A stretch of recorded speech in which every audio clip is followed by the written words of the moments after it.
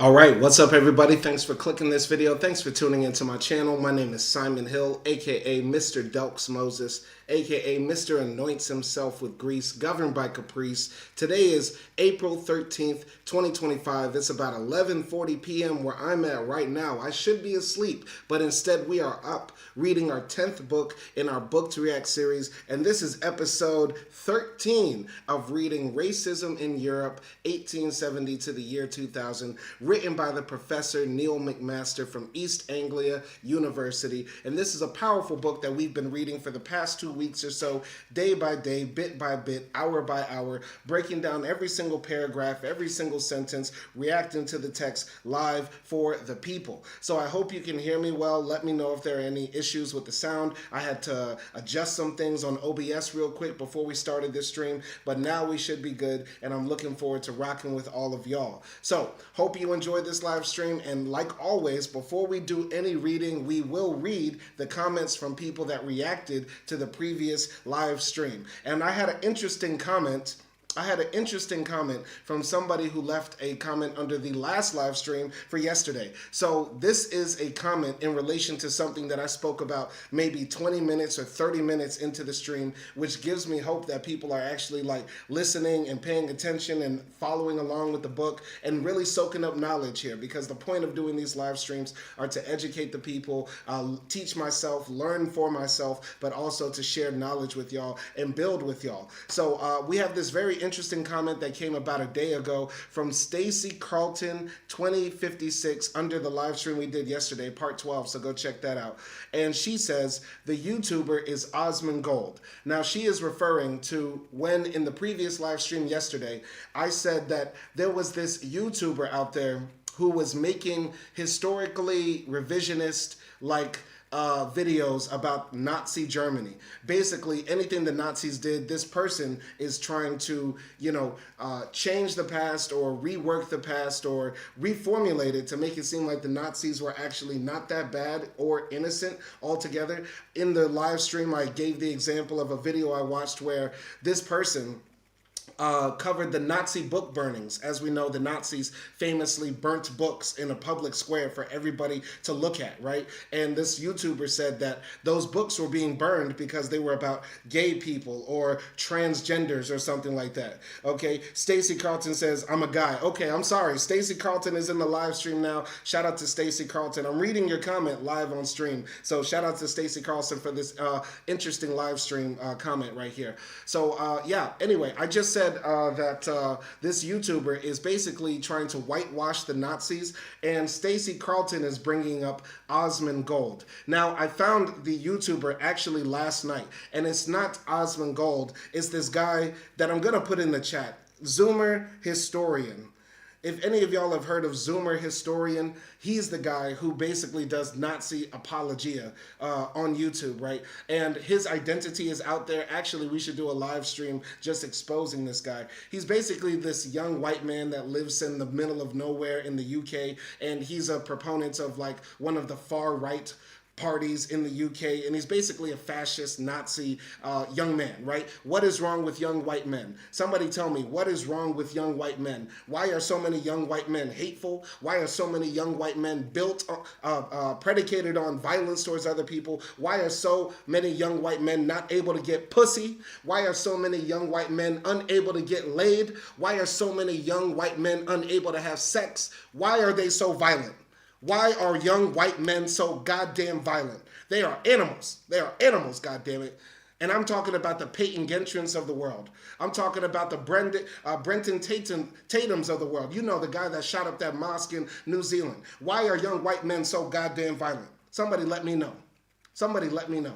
Anyway, continuing here. The YouTuber is Osmond Gold, says Stacy Carlton. I got into him for his gaming content and quirky lifestyle a year and a half back, but unfortunately that was around the time he started spewing crap like that. Now, I've heard of Osmond Gold. He first came on my radar radar. He first came on my radar like a few months ago when I believe he gave commentary about Israel-Palestine, and I believe he said something essentially to the degree or to the effect of that Israel might as well just kill all the Palestinians.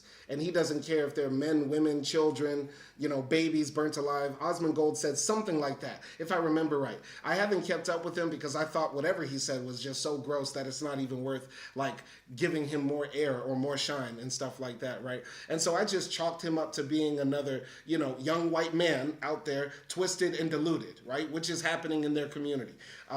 So yeah, I've heard of Osmond Gold, more frequently because I've heard Hasanabi talk about him and also Vosh talk about him. And I occasionally listen to like Hasanabi and Vosh and stuff like that. And they ridicule Osmond Gold for just being basically a slime bag. You know what I mean? A slime ball. So yeah, that's what I got to say about Osmond Gold. And yeah, I'm just putting that out there. So shout out to Stacey Carlton for that interesting comment. Looking forward to more comments from Stacey. Let me know what you want me to read, what you want me to talk about on this live stream. Here to learn with the people. If you have anything interesting for me to react to, put it in the comments. And also, let me say this, anybody out there with any other comments for me to read live on stream, let me know and I'll try to get to it. Just put it under this video or put it in the live chat. Going to Stacey Carlton, he said, God saw a higher purpose, but nowadays they are just consumers. I don't know what exactly you mean by that.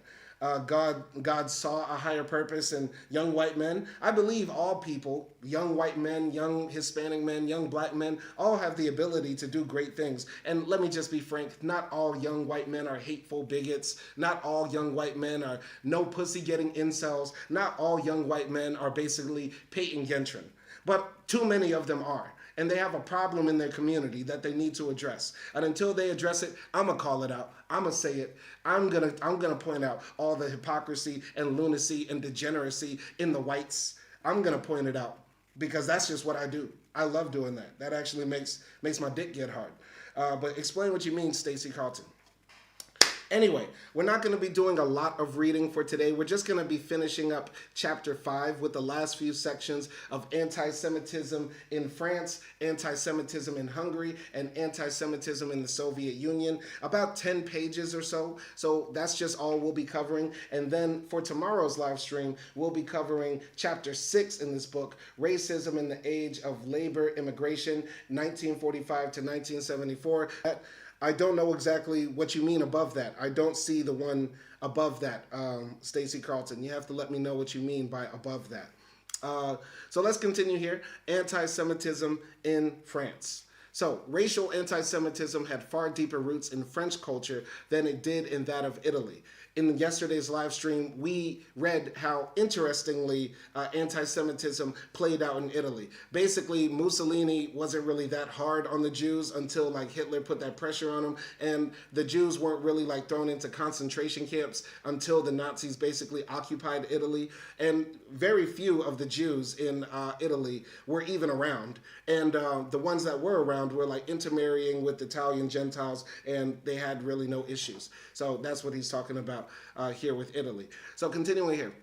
After the defeat of the Dreyfusards, who had utilized anti-Semitism as a weapon with which to attack the core values of the secular republic in chapter 3, as we read, the forces of the far right were reduced to an impotent and weakened minority. Significantly, La Libre Parole, the flagship of the anti-Semitic press, was forced to close down in 1924 for lack of subscribers. However, where France differed from most other European states during the interwar period was in the formidable literary and intellectual skills of its anti-Semitic writers. Georges Bernanos, Charles Maurras, Maurice Barré, Robert Brasillach, Dru de la Rochelle, Louis Ferdinand Céline, Léon Daudet, and others. My French is horrible. My French is horrible. However, their diatribes, which reached unprecedented levels of verbal violence and pornographic insults, were influenced by the style of Drummond and differed little from the anti-Semitism of the late 19th century. The Jews were depicted in the classic tradition as eternal outsiders who could never become assimilated to the French blood, a vile race of parasites who were, through hereditary instinct, dedicated to the destruction of traditional France by means of cosmopolitan capital, prostitution, sexual perversion, and disease. Are they describing the Jews or the French right here? Anyway, continuing here. Typical of the vicious style of French anti-Semitism was Charles Castellani's denunciation of the Jews' Moloch as the emblem of all foreign lewdness, filthy, sensual patron of pederast, a black and vicious reptile. But no matter how mordant or destructive was the expression of literary fascism, it can, taken on its own, tell us little about the degree of support for anti-Semitism generally among the French public. During the 1930s, conditions became ripe for the spread of xenophobia.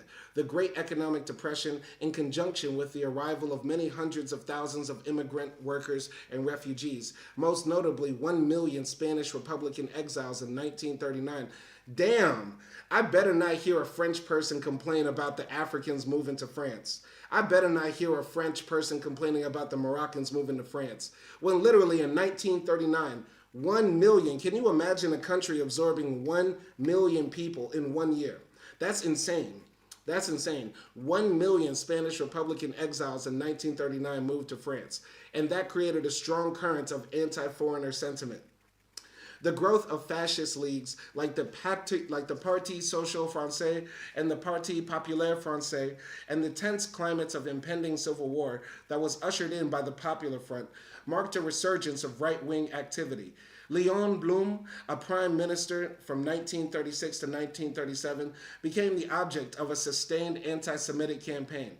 Blum, wrote Jules Ballat, is the complete traitor who turns your skin into money and gambles on your failure or your blood in the cesspool of shit in the international banks. That's crazy. That's crazy writing style. All right. Stacy says, back in the day, you would throw guys like Osman and Zoomer to the new world where they felt like they had purpose. Throw a higher power in the mix of that, and you have a very dangerous and powerful myth. Okay, I get what you're saying now, Stacy. He's basically saying, like, you know, back in the day, all of those white boys that hopped on the boats to come to Brazil, go to Costa Rica, go to Cuba, go to Canada, go to Argentina, go to Venezuela, go to the United States of America, or what was then the 13 colonies of the British states, Great Britain, right? They were basically the losers. They were basically the incels back home. So what they did, they landed in the New World and saw them big booty, long hair Pocahontases and just started raping everything. And then on top of that, you tell them that, hey, God is sending you on a mission to Christianize the savage and enslave a heathen. And yeah, they're going to have that battery in their back to do the most wicked things. So yeah, Stacey Carlton, you're absolutely right. That's a spot on analysis. But nowadays, the whole world has been colonized. The white folks of the past, the boomers, and even the generations before basically sucked up all the wealth of the planet. We're still living under the realm and tyranny of the boomers and the older generations. And so now those young white boys who used to go to Australia and just rape the Aborigines, now all they can do is bitch and moan and complain on YouTube, on Rumble, on X, on TikTok, and then go shoot up a mosque. That's all they have now. Anyway, so they're attacking this supposedly, maybe, Jewish prime minister of France in 1936 and 37. And this guy, Jules Ballat, says that the prime minister is the complete traitor who turns your skin into money and gambles on your failure or your blood in the cesspool of shit of the international banks. Shake off all the blooms hooked to your shoulder who are sucking your blood like a tick or a flea. He is not French. He stinks of the ghetto and he hates you. Oh, those are bars. Those are bars, man. Those are bars. Stacey Carlton says, absolutely, facts, man. We're only here to spit facts. So if you got any more comments, Stacey Carlton, put them in the chat. Put them in the chat. We'd love to hear what you got to say, man. So anyway, however, the growing wave of racism was firmly contained until the defeat by Germany in 1940. The Communist and Socialist parties both strongly opposed fascism and racism, and the government in 1936 dissolved the Action Française, imprisoned its leader Maurras for incitement to violence, and banned the paramilitary Camelot du Roi. The Marchandu Decree on April 21st, 1939. Oh, that anniversary is coming up. Banned press incitement to hatred on the basis of race or religion. France, unlike many other European states, also resisted the call for negative eugenics and a law on sterilization or premarital medical examination for hereditary fitness. Viva la France! Viva la France! Anti-racist France. You know what? I feel like deep down in my heart, the ultimate, like where my life is actually going, is God is calling me just to go to France. I feel like God is calling me to go to France. Let's just break it all down. I'm an American dissident. I hate the United States, and nobody looks down on the United States more than French people. I like good food. And by good food, I mean all that fire Moroccan food, all that Senegalese food. Give me that fufu and jollof, baby. And the third thing, I like mountains. They got the Alps in France. Shout out to the Alps. And finally in France, one last thing I gotta say about France. They have good ideals. France, on paper, has better ideals than America. Let's keep it absolutely a buck. France has better ideals on paper. Now, every nation has their ideals. Every nation has their ethos that they've put on paper, whether that be their constitution or some other document that they hold up to be their guiding lights. But France on paper has generally good ideas. Now, France is a hella racist nation. It's a neo-colonial nation. It's hella exploitative. But on paper, France has a better idea of what it means to be a free citizen than it is in the United States. Facts. I feel like my life is calling me to France. Plus, I love being around my niggas. And ain't no blacker country in Europe than France. Facts. Let's keep it a buck, man. Let's roll. I'm ranting right now. Anyway, all this changed dramatically following the rapid defeat by Germany in June 1940 and the retreat of the collaborationist French government into the southern unoccupied zone. The historians Morris and Paxton have shown in close detail that the enormous range of anti-Jewish legislation introduced by Vichy, as well as by the mass deportation to the concentration camps after July 1942, was not the consequence of a German diktat, but was to a considerable extent carried out voluntarily by French initiative. However, racial measures which destroyed Jewish rights, Aryanized their property, and facilitated internment were largely the work of relatively small but powerful groups of anti-Semitic ideologues or dutiful functionaries, like Xavier Vallat and Docquier de Pelleport. Amazing name. That's a queen's name. Docquier de Pelleport. That's, dog, if I ever walk ballroom, if I ever enter into a category, Docquier de Pelleport has got to be my name. What type of name is that? Yo, not France. I'm not going to France no more, man. I can't go to France no more. Not with names like this. Niggas running around with names like Docquier de Pelleport. No. All right. And not the consequence of popular anti-Semitic pressure. So, the reactions of the French public to deepening repression provides a good indication of the scale of anti-Jewish feeling and the limits of cutoff points between which violence or mistreatment became unacceptable. In general, the early Vichy legislation, which imposed economic and professional disabilities on Jews, such as numerous clauses of 2% for university students and the professions of medicine, law, pharmacy, and architecture, seems to have received a significant degree of assent. I have to always look up these words, man. This book, I've looked up so many words because there are so many French phrases he uses in this thing. Numerous clauses. What is numerous clauses? What does this mean? Okay, numerous clauses definition. All right, what is this? A fixed number, okay. Numerous clauses, writing it in the chat. This is the new word of the day. We learn something new every day. We learned yesterday about mammon. Mammon. You cannot serve God in mammon. All right, numerous clauses. So basically like a quota. Basically they said a quota. So yeah. The Vichy government, put a quota on the number of Jews that could go to universities or have jobs in certain fields, right? And that could also be called a numerous clausus. Continuing here.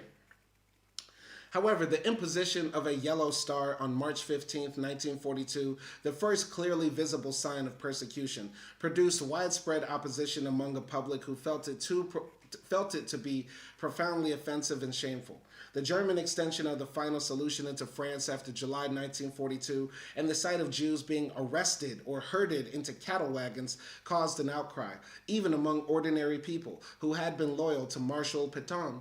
The Bishop of Toulouse, Jules Gerard Salier, composed a pastoral letter that was read in all the parishes of his diocese on August 23, 1942. That children, that women, fathers, and mothers be treated like cattle, that members of a family be separated from one another and dispatched to an unknown destination. It has been reserved for our own time to see such a sad spectacle. The Jews are real men and women. They are part of the human species. They are our brothers like so many others. Okay. Shout out to a good Catholic priest. Shout out to a good Catholic priest. Standing up for the Jews and silent on molesting little boys. Okay, I know, that was a bad joke. Boo, boo me off the stage. All right, the Bishop of Montauban, in another pastoral, also reaffirmed the church's doctrinal opposition to racism. All men, Aryans or non-Aryans, are brothers. Let's clarify that. Aryans and non-Aryans, we are all brothers. The underlying situation in the transition to state racism, the elaboration of an extremely complex and far-reaching body of anti-Semitic laws and practices was similar in France post-1940 to Germany under the National Socialists after 1933. In both states, the creation of legislation that removed civil rights from Jews was only possible under the exceptional conditions of dictatorship or war that destroyed the normal safeguards of liberal democracy. Such exceptional conditions enabled small minorities of racist ideologues to infiltrate or seize the machinery of state power and to oppose their obsessive and murderous fantasies of racial purity. Although both societies prior to the collapse of Republican legality had some of the most sophisticated racial ideologues in Europe and were also generally suffused with low-level and traditional forms of anti-Semitism, there is no evidence that racist opinion in itself created a popular pressure for the anti-Jewish measures that were introduced by the Nazis or by the Vichy or by Vichy France. So basically what he's saying here, what Neil MacMaster is saying, and we covered this yesterday when we were reading about anti-Semitism in Germany. A lot of the anti-Semitism was top-down, right? And a lot of the people didn't like it or agree with it, or they just minded their own business. As things are now in this world, when people attack a certain community, people only care about their own community.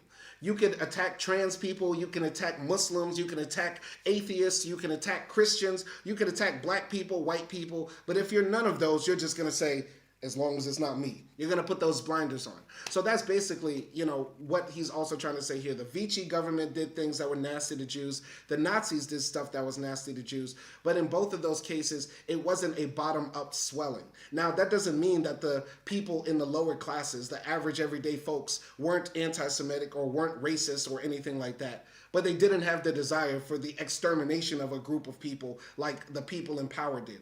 We should understand that the Nazis came to power, the Vichy government, any other fascist regime, like most regimes, even in a democratic society, is a totalitarian system of government of a certain class of people or a certain group of people. For example, Donald Trump, is not a popularly elected president. Most people that can vote don't vote. Most people that could choose the president choose not to even get involved in the process. They didn't choose Kamala over Trump or Hillary over Trump or Biden or whoever. They picked the couch over Trump. And so that's what it is with a lot of regimes. A lot of the times there's a certain class or a group or a small cohort of people that seize the reins of power, and most people just go along with it because most people just want to make sure that their TV still turns on and that they can still get some pussy. Except young white men, of course. Young white men don't actually care about pussy. They just care about, jerking off to big black dicks, knocking down white women on Pornhub. Continuing here. However, a high level of propaganda and the dissemination of anti-Jewish sentiment appears to have created a climate of public indifference or apathy towards the fate of the Jews and made it possible for the first fatal steps to be taken towards repression without significant opposition. Many French people were quite willing to accept those first phase measures that appeared to be executed according to due process of law, that superficially carried all the appearances of legitimate state acts. But this compliance began to disintegrate when overt acts of ritual humiliation and of violence began to indicate that the state itself had fallen into the hands of a brutal and inhuman clique. But it was in the very nature of dictatorship or a regime built on violence that by the time the public came to recognize the full reality of state terror, it was extremely difficult or too late to engage in political opposition.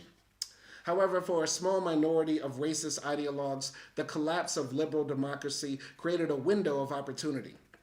As racial states began to construct elaborate institutions and administrative machinery for the scientific study, identification, census, and legal destruction of Jews, so a whole new field of employment and promotion arose for previously obscure experts. In France during the 1930s, the Swiss-trained physician Georges Montandon wrote a number of works in which he claimed to have made new advances in the science of identifying Jews by physical characteristics, in reality a hodgepodge of techniques from what was already an outmoded physical anthropology, the measurement of an average nose, of feet shape, the lips, etc. Darqueur de Pellepot, the head of the Commissariat General for Jewish Affairs, the main Vichy agency involved in the final solution, recruited racist thinkers to carry out research and lecture in a number of new centers, among them the Institute for the Study of Jewish and Ethno-Racial Questions, headed by Montandon. Such race specialists as René Martial, Claude Vacher de Lapouge, Gerard Mauger, Charles Laville would, in the normal course of events, have remained obscure and minor academics, even derided outsiders, but Vichy opened the way to rapid promotion and power. Basically, when the Vichys and the Nazis came in power, all the weirdos who were on the fringes of society came into full power. They were allowed to control levers of the state and enact policies that aligned with their ideologies. Similarly to how in the Trump administration, weird ideologues like Steve Bannon and Stephen Miller's racist ass were able to seize the reins of power and get into levels of government that they would not have been on. These guys should be writing blog posts on WordPress pages that nobody's ever heard of, spewing their racist propaganda. Instead, they're in the White House, right? And that's the same for these guys during the Vichy government in France. Continuing here. Most deadly of all, it made possible the transition from the purely theoretical plane towards the practical implementation of their science. Montandon, for example, acted as a leading consultant and deployed his expertise to undertake racial examinations to determine whether an individual was a Jew, a procedure which was to decide the fate of many and whether they were to be sent to the concentration camp or not. Now to our favorite part, anti-Semitism in Hungary. Anti-Semitism in Hungary. We're talking about Hungaria, Magyarország, the country where I'm at right now. You know, when I first came to Hungary, I saw on the banks of the Danube, they have these shoes out there by the river. And I didn't know what they were. I just saw them. I just thought they were like weird art pieces. But it comes to find out that those shoes are there to memorialize Jewish people who were shot in the back of their head and their bodies were just left to fly and float off in the Danube, right? And yeah, so there's a wild history of anti-Semitism here in Hungary, where basically the fascist Hungarian government that was allied with the Nazis basically gave up Hungarian citizens to the Nazi regime, from my understanding of history, right? And got them sent off to concentration camps. And Budapest used to have about 40% of its population Jewish. And then after World War II, it's never been the same. Never been the same. And to some degree, that explains why Viktor Orban and the Hungarian government, and probably the Hungarian population by large, are kind of pro-Zionist. Because any country that, you know, did that horrific thing during the Holocaust probably has a level of guilt in their soul that they just can't seem to wash off, no matter how many showers they take or how many dips they have in Balaton. Continuing here. Such a transition in France towards genocide and the rise to power of individuals keen to participate in the racial state was only made politically possible despite high levels of French collaboration through Nazi conquest and domination. In general, this remains true for the rest of Europe, as is shown most clearly by the case of Hungary.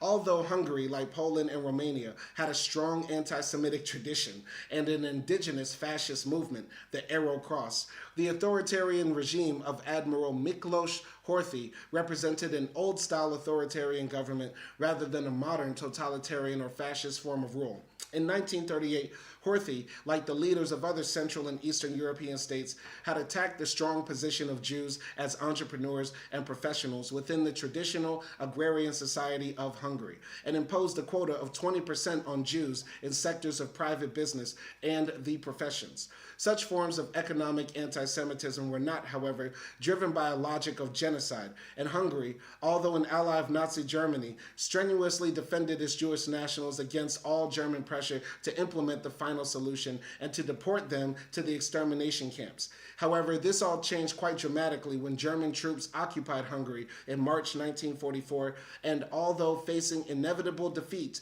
the Nazi racial apparatus set about annihilating over 300,000 Jews in a last desperate attempt to wipe out the biological enemy. That's crazy. 300,000 Jews taken from Hungary by the Nazis, man, when they occupied the country. So yeah, that's a short paragraph. There's probably, once again, this book is a primer.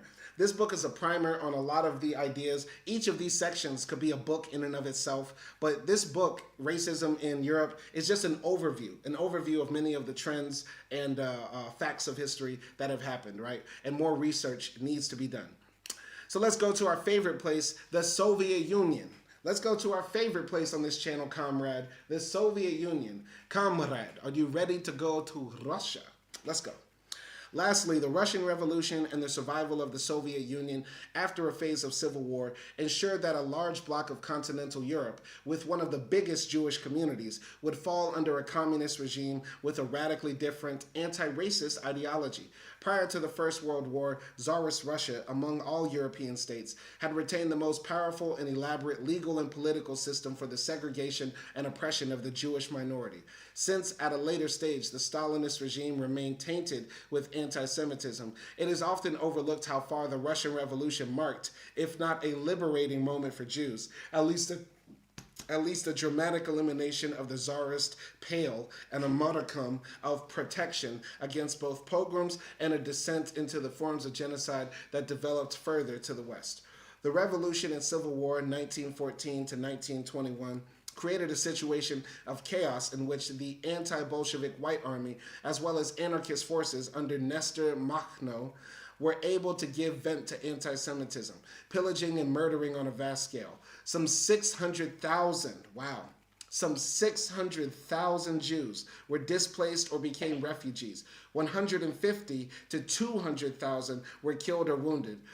Okay, that's 150,000 to 200,000 Jewish people were murdered during the Russian Revolution. Whenever I read Jewish history, I always have hope for black people. Whenever I read Jewish history, I always gain more hope for black people. Whenever I read about the history of the Jews, it gives me so much hope for black people. Because they went through a lot of shit. Let's keep it a buck. Now, black people, we've been through worse than Jews. Yes, I'm playing the oppression Olympics with the Jews. Black people have the Jews beat in spades, pun intended. Black people have Jews beat in spades when it comes to oppression. But my God, when we look at just Jewish history and how they've, seem to elevate right now to some degree, it gives me hope that we can as well. That's all I got to say. So anyway, continuing here. Some 600,000 Jews were displaced or became refugees. 150,000 to 200,000 were killed or wounded, while 300,000 children were orphaned. Wow. The aristocratic and conservative officers of the White Army, confronted with the disintegration of the old order, were obsessed with the myth of a global Jewish conspiracy. As the English journalist John Hodgson noted, officers held that the whole cataclysm had been engineered by some great and mysterious society of international Jews. The white army would not recruit those who had a Jewish parent or grandparent, and an apocalyptic vision of disintegration was described in a pathological anti-Semitic language. It is necessary to neutralize the microbe that was comparable to later Nazi propaganda. However, the wave of pogroms was firmly opposed by the communists, who took a clear ideological position against racism. The provisional government had, in a decree of March 22nd, 1917, annulled the great mass of legal restrictions on Jews that had accumulated under the empire, and the Constitution of the Russian Soviet Republic, July 1918, granted equal rights to all citizens irrespective of racial or national affiliation. Dope, dope, dope. Marxist and Leninist theory, which formed the base of communist rule throughout the Soviet period, opposed Zionism and all forms of Jewish nationalism. The Jews, it was thought, did not constitute a people or nation, but a sect that should be rapidly assimilated into communist society. The anti-religious and assimilationist drive to end Jewish identity can be interpreted as an egalitarian and pseudo-universalizing doctrine, like that of French secular republicanism that recognized equal rights for all as long as they abandoned cultural particularism. So that's very interesting. Basically, the Marxists, communists, Leninists, however you want to describe them, basically said the Jews are not different than us. They just shouldn't be Jewish anymore. Which is very interesting. They had the intention in mind that we're going to universalize human rights. Everybody is a Russian citizen. Everybody is a part of the workers' Soviets. In the new communist regime, there will be no racism, no bigotry, or anything like that. But as far as the Jewish question, if it is a question at all, in the communist mind of these early Marxists that took over Russia, they were saying the Jews are not different. We just don't want them to be Jewish anymore. The same way we don't want the Christians or the Orthodox people to be Christian anymore, something like that. Communist doctrine, although acting in a repressive way towards minority rights, was fundamentally opposed to all forms of racist ideology. The Soviet Union thus offered a profound break with the anti-Semitic traditions of Tsarist Russia, and the Red Army offered a haven to thousands of Jews who were threatened by the whites during the Civil War. The Bolsheviks undertook a large-scale propaganda campaign against anti-Semitism within the armed forces and the workplace. However, it is hardly surprising that such a dramatic change in direction, largely imposed from above, could not readily eliminate centuries-old traditions of anti-Semitism embedded within Russian popular culture. The prominent position of Jews in the Soviet government and in economic and educational institutions revived the old hatreds and the claims that Jews were taking over at the expense of the Russian people. During 1926 to 1929, there was a resurgence of anti-Semitism, of physical attacks, beatings, and even pogroms. This was met by a large-scale official campaign which countered anti-Semitism through books, pamphlets, plays, films, and public meetings in workplaces and elsewhere. In January 1931, Stalin denounced anti-Semitism as an extreme form of racial chauvinism. It is the most dangerous vestige of cannibalism. Okay, that's very interesting for Stalin to say that, because I know famously he did a lot of bad things to Jewish people. So I'm very interested how Stalin, squared that circle. How he made that make sense. Anti-Semitism is an extreme form of racism, essentially. It is the most dangerous vestige of cannibalism. Those are powerful words of anti-racist propaganda. But how do you square that with the fact that you targeted Jewish people and kicked them out of your country and made life hell for them later in your reign? Anyway, Stalin was himself ready to deploy anti-Semitic slurs in his attack on opponents like Trotsky, Zinoviev, and Kamenev, and as his paranoia deepened, so did his anti-Semitism towards foreign or international agents, as during the Moscow show trials of the mid-1930s. However, in spite of a totalitarian and repressive regime that engaged in a vast abuse of human rights, neither Stalin nor the Soviet state as a whole engaged in official support for racist or anti-Semitic ideology. The underlying philosophy of Marxism, which placed a crucial emphasis upon sociological explanations of society rather than upon essential and unchanging elements such as national character and race, did not readily lend itself to a naturalization of difference or to a racial worldview. Thus, although the Soviet system was flawed by the deep-lying sediments of anti-Semitism that resurface from time to time, in general terms, the powerful bloc of the USSR acted as a serious impediment to the racial doctrines and practices that swept across the rest of Europe between 1933 and 1945.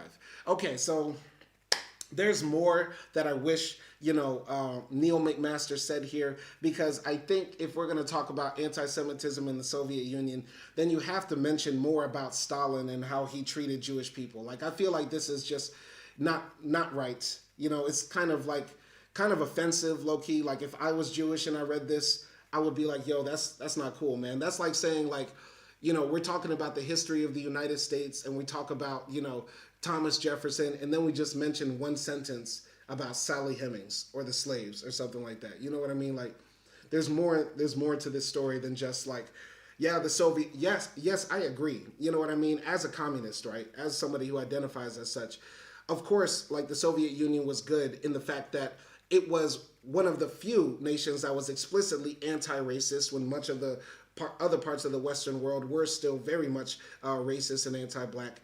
And they also promoted anti-colonialism, like liberation for all of the colonies that were basically controlled by Western nations like France and Britain, et cetera, right? So the Soviet Union did do a lot of good things in the fight against racism, right, and anti-Semitism, but we also have to talk about some of the negative things in more honesty. Like, I feel like as a Marxist, as a communist, whatever, you should have a critique of the Soviet Union. We shouldn't be, worshiping the Soviet Union or all of those regimes in the past, because as scientific Marxists, we should be saying, like, we should analyze the faults and the positives and the successes and the failures of these past regimes and current Marxist regimes or regimes that claim to be building Marxism or the project of full communism, right? So anyway, that's the end of chapter 5. We're going now to part 3. No. Where are we? Part 3. Is this part 3? Okay. Oh yeah, this is part 3 of the book. This is part 3 of the book, 1945 to the year 2000. And then we go to part 6. So sorry, we've been reading so much. I forgot. We just finished part 2, 1914 to 1945. And also we finished part 1, 1870 to 1914. Now we're going to the third part of this book, which only has 2 chapters and the conclusion. So we're going to be finishing up this book actually very soon. So let's do this. Part 3, 1945 to the year 2000. So the Second World War and the disclosure of the almost unimaginable atrocities of the Holocaust marked a major watershed in European racism. The universal acceptance of race as a central tool in the understanding of or interpretation of history was now powerfully challenged, and genocide cast a deep shadow over all debate on racism. I remember reading about this in the book, Is the Turk a White Man? Is the Turk a White Man? Is the Turk a White Man by Murat Ergin. I hope I'm saying that name right. Murat Ergin. He basically put this in my head, and I never thought about it before. Like, racism went out of vogue globally because of the defeat of the Nazis. Which gives me some credence to my idea that to some degree, violence or military action will have to be done at some point to finally confront racism and anti-Semitism and anti-blackness and all the other isms. There will come a point where the thing will have to come head to head, metal to metal, bullet to bullet, whatever. Eventually, there will have to be a final fight against these ideas, right? Because to some degree, the only way we got rid of slavery in the U.S. was through bloodshed, right? And the same thing will have to be said about anti-blackness and racism, right? And Murat Ergin said the same thing. Like, the Turks were all about racism. They were measuring skulls, and they were, examining the black man's body compared to the Turkish man's body and all sorts of stuff. And then after World War II, they just acted like none of that ever happened. Like, they didn't spend millions of lira trying to prove that they were white, right?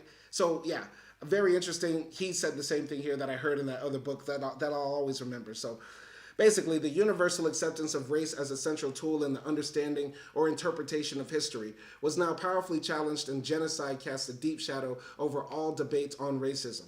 Post-1945, no discussion of race could retain the innocence and widespread acceptance of the natural and scientific veracity of the pre-war era.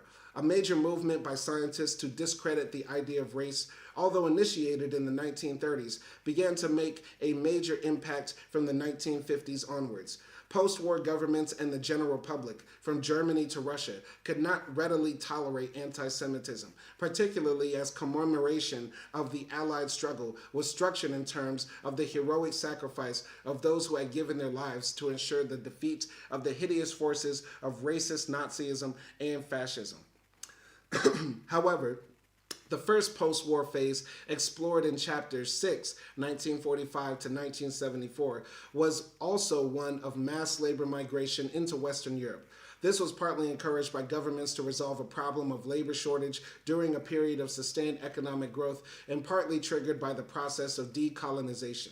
The crisis in colonialism, which was marked in many regions of the globe by extremely bloody wars and high cost of manpower and military expenditure, further stoked up European racism towards inferior peoples and national liberation struggles that shook imperial self-confidence and white superiority to the roots.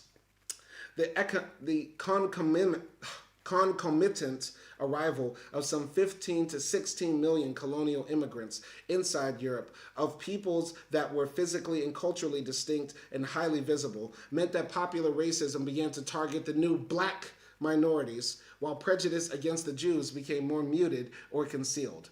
However, anti-Semitism did not disappear, but went underground and remained central to the far-right political movements that began to find electoral support by attacking immigration.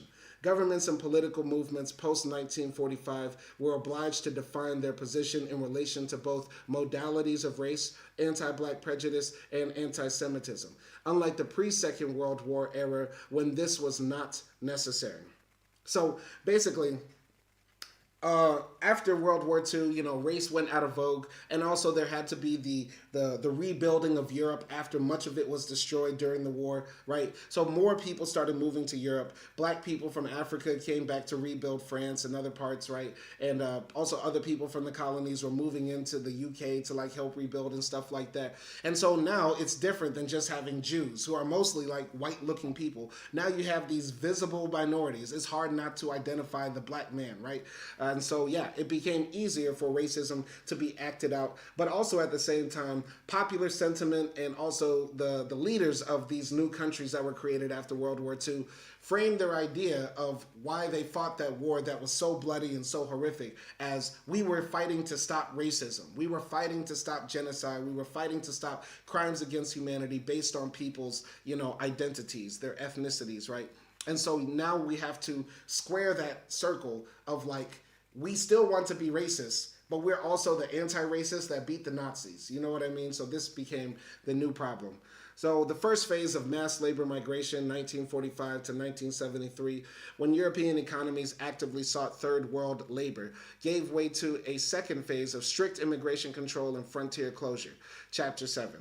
Although the 1973-1974 watershed coincides neatly with the oil crisis, global recession, and increasing unemployment, it will be argued that the deepening racism that affected mainstream parties and government had as much to do with pressures developed within the political system as it did with purely economic causes. The last 2 decades of the 20th century were marked by a resurgence of extreme right-wing movements that operated outside democratic electoral politics and engaged in systematic violence. But more threatening to the liberal order was the emergence of a new type of far-right party, of a populist and xenophobic nationalism that did not seek power through the electoral system and sought legitimacy by a propagandist distancing from the taint of Nazism.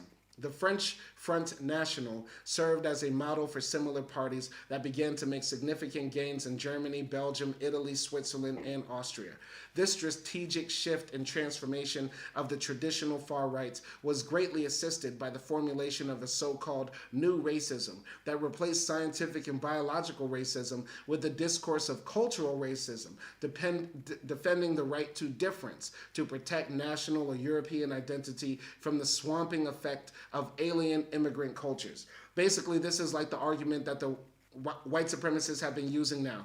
The Arabs, the Middle Easterners, they're coming from a different culture. and they want to impose their culture on our way of life in Germany, Hungary, Italy, whatever, right?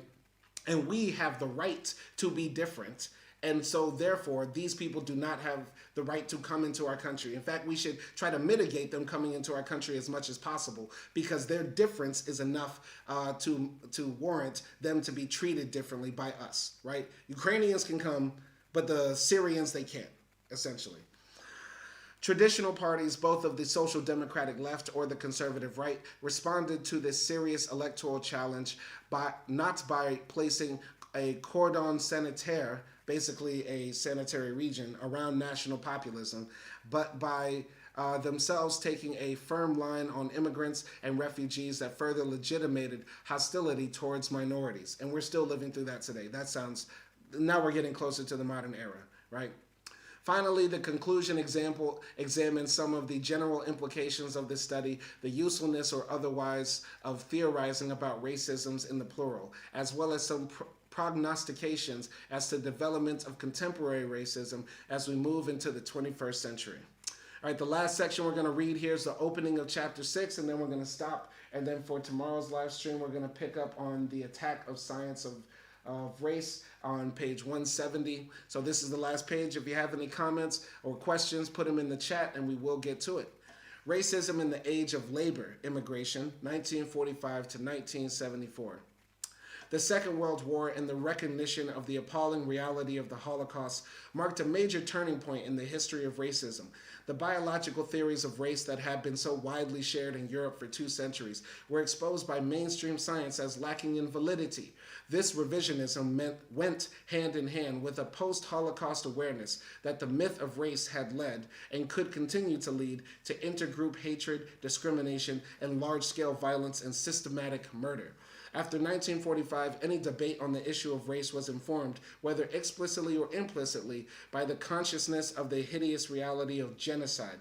And this universal awareness meant that the kind of innocence with which the validity of race science had been taken for granted in the century before the Nazi phenomenon was no longer possible. The 1945 break in the paradigm of race science functioned as at various mutually reinforcing levels.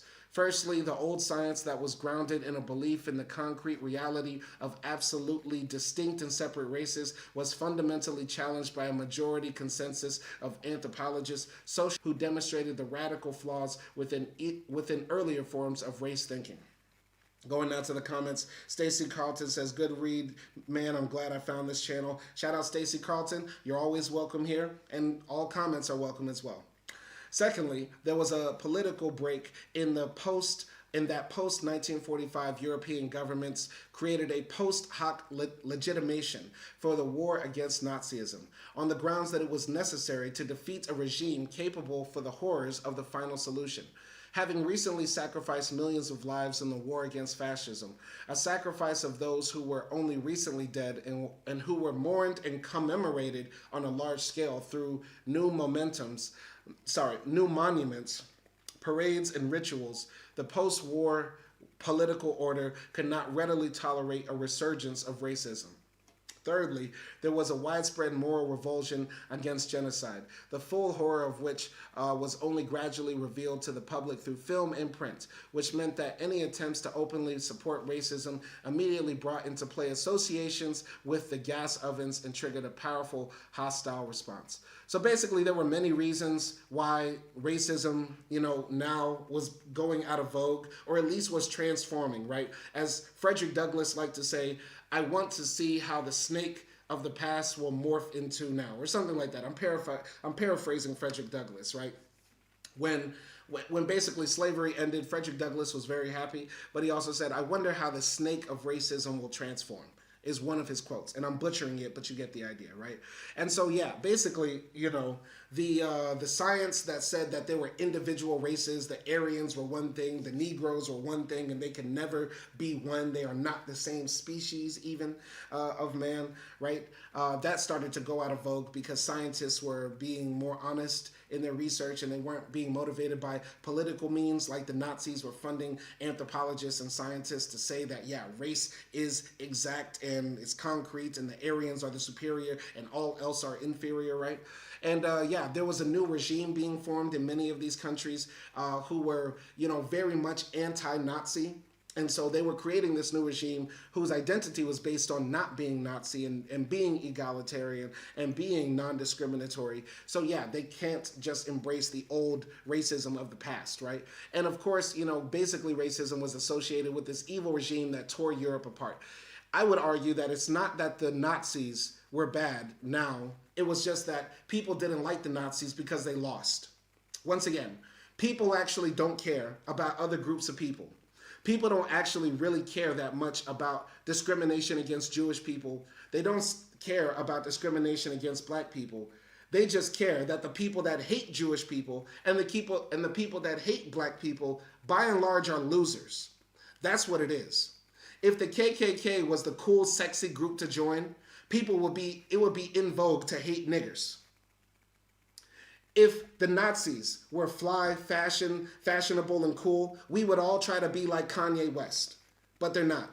People actually really don't care about other people being hurt, killed, maimed, genocided. There's a genocide happening right now in Sudan, in Gaza, in Myanmar. They're fighting a war for their goddamn lives. People actually don't care. They only care about when it happens to them or their group, what they imagine to be their group.